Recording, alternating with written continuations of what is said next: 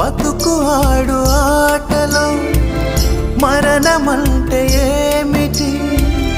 ఆటలోని అలుపు వంటి చిన్న మలుపులే జీవితాన్ని అందక జీవమెళ్ళిపోదులే,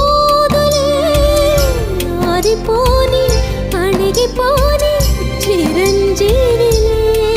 తల నిండుగా శీసులే, ఇక నిండునా ఆశలే.